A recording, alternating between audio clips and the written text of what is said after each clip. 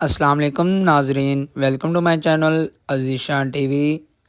دوستو، آج ہم بات کرنے والے ہیں لاہور میں ایک مشہور قلعہ جس کا نام شاہی قلعہ ہے۔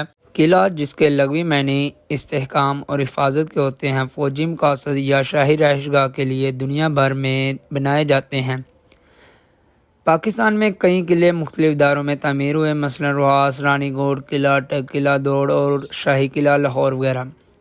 اس قلعے کے لیے جو جگہ منتخب کی گئی وہ ایک اونچا مصنوعی ٹیلہ تھا جس کی سطح لاہور شہر سے کافی بلند دریائے راوی کے جنوبی کنارے پر واقع کافی محفوظ تھی، جو اس وقت لاہور کے شمال مغرب میں واقع ہے۔ شاہی قلعہ لاہور جو مغلوں کے فن تعمیر کا ایک بے نظیر شاہکار ہے، جو انہوں نے اپنے رہائشی مقاصد کے لیے تعمیر کروایا، مگر ساتھ ساتھ فوجیوں مقاصد کو بھی مد نظر رکھا گیا۔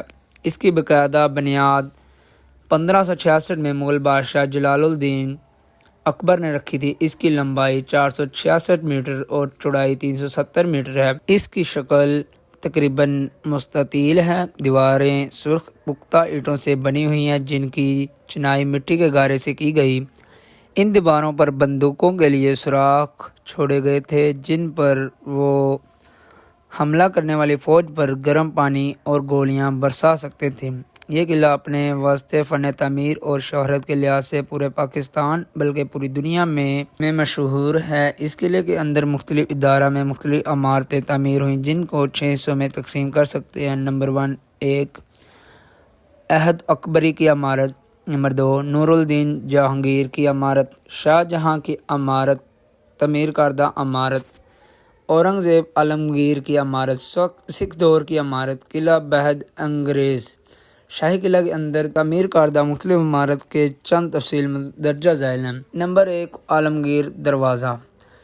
شاہی قلعے کی مغربی دیوار سے منسلک یہ دروازہ اورنگزیب عالمگیر نے 1673 سے 1674 میں تعمیر کروایا۔ اس جگہ پر اکبری دور میں بھی ایک دروازہ موجود تھا۔ اورنگزیب عالمگیر نے اس کو ازائے سرنو تعمیر کروایا جس کی وجہ سے یہ عالمگیر دروازہ کہلوایا۔ اس کی تعمیر پرانے فوجی اصولوں کے مطابق کی گئی۔ خوبصورتی اور رعب کے لحاظ سے اس کا کوئی ثانی نہیں۔ اس کے بڑے بڑے مسمن برج کنول کی پتیوں سے آراستہ ہیں، جبکہ گنبد نما برجیاں اس کی خوبصورتی کو چار چاند لگائے ہوئے ہیں۔ اس دروازے کے اندر نیچے اور اوپر محراب دار 2 منزلہ کمرے بنے ہوئے ہیں اور سامنے ٹکٹ گھر ہے۔ اسی دروازے سے آج کل عوام کی آمد و رفت ہوتی ہے۔ اس دروازے کے اندر داخل ہونے کے بعد دائیں جانب ایک راستہ ملتا ہے جس کے نیچے اوپر محفوظ محافظوں کے کمرے بنے ہوئے ہیں، جبکہ بالکل سامنے ایک چھوٹے سے کمرے میں بانی لاہور لاوا کا مندر ہے۔ اس مندر کے شمال میں بلندی پر ایک مسمن دروازہ ہے جس پر جانے کے لیے بڑی بڑی سیڑھیاں تھیں جو کہ عہد برطانوی نے ختم کر دیں۔ دروازے کے آثار ابھی تک باقی ہیں۔ نمبر 2 شاہی باورچی خانہ۔ شاہی قلعے کے جنوب مغرب کی طرف ایک وسیع علاقہ ہے جہاں پر عہد مغلیہ میں شاہی باورچی خانہ تھا۔ یہ جگہ لاوا کے مندر کے پچھلی جانب ہے اور مسمن دروازے کی جنوبی طرف واقع ہے۔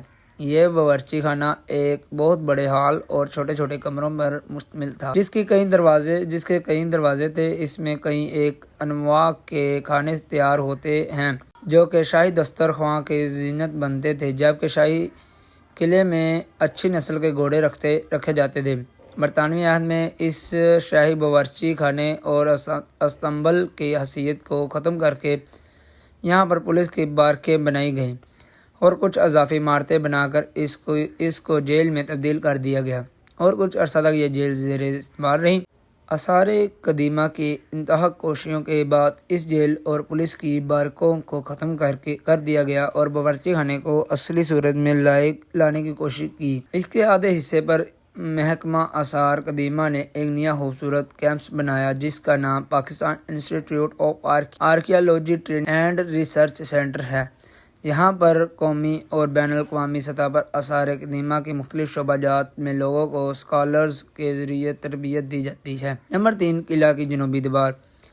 Pakistan institute of archaeology and research کی عمارت کے مشرق میں ایک سرسبز شاداباد سبزہ زار ہے جس کو روش کے ذریعے 4 حصوں میں تقسیم کیا گیا ہے۔ اس سبزہ زار کے جنوب میں قلعہ کی جنوبی دیوار ہے جسے عہد برطانیہ میں توڑ دی گئی اور یہاں پر سیڑھیوں اور چبوترے بنا دیے گئے تاکہ قلعہ دوبارہ دفاعی مقصد کے لیے استعمال نہ ہو سکے۔ اس دیوار کی بجانب شمال دھیان سنگھ کے بارہ دری تھی جو اب منہدم ہو چکی ہے۔ اس بارہ دری اور دیوار کے اوپر مختلف قسم کے فوارے لگے ہوئے تھے، ابھی کچھ باقی ہیں۔